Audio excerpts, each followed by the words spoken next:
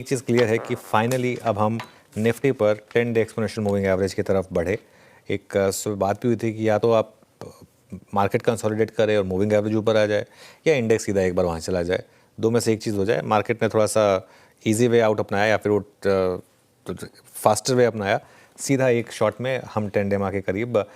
और एक चीज़, आज सुबह जो हमारी अप्रोच थी कि 2500 का क्रॉस ना हो तो शॉर्ट पे भी ध्यान दें। 2500 शॉर्ट पर मार्केट ने आज फिर रिजेक्शन दिया और आज बैंक निफ्टी ने गिरावट को लीड किया। तो आज की करेक्शन थोड़ी सी इस हिसाब से इंपॉर्टेंट है क्योंकि जो आपका सबसे बड़ा इंडेक्स है, लीडिंग इंडेक्स है, इसका चार्ट देखिए, आज वन वे डिक्लाइन है। इसमें कोई अटेम्प्ट ही नहीं है पूरे दिन में किसी भी तरह की इंटरडे में रैली का।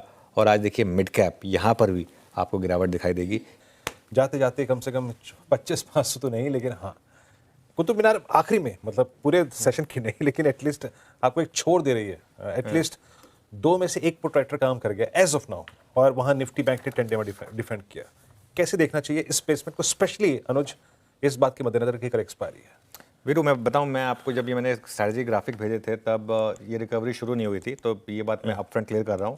लेकिन मैं जो सुबह भी व्यू लिया था, मेरा अभी भी वही व्यू है। मेरा मानना यही था कि 25,350 तक की कोई भी डिप अगर आपको मिले तो वो एक हेल्दी अपॉर्चुनिटी होगी आपको बाय करने के लिए, और मंथ एंड कॉल्स को एक्यूमुलेट करें। तो पहला तो वो ये रहेगा कि इन लेवल्स पर आप मंथ एंड कॉल्स को एक्यूमुलेट करिए, और यहाँ से लेकर 25,350 तक की गिरावट बाइंग अपॉर्चुनिटी होगी। जब मैंने स्ट्रैटेजी भेजी था हम 25,400 पर थे फ्रैंकली, लेकिन खैर कोई बात नहीं, अब भी कोई दिक्कत नहीं है। बाजार का ट्रेंड अभी भी नहीं रिवर्स हुआ है, बाजार का ट्रेंड अभी भी बाय ऑन डिप्स का ही है। और एक और चीज़, निफ्टी और बैंक निफ्टी दोनों ने 10 डे एक्सपोनेंशियल मूविंग एवरेज पर सपोर्ट लिया। बैंक निफ्टी पर तो डॉट 10 डे पर सपोर्ट आया, निफ्टी भी ऑलमोस्ट वहीं पर था।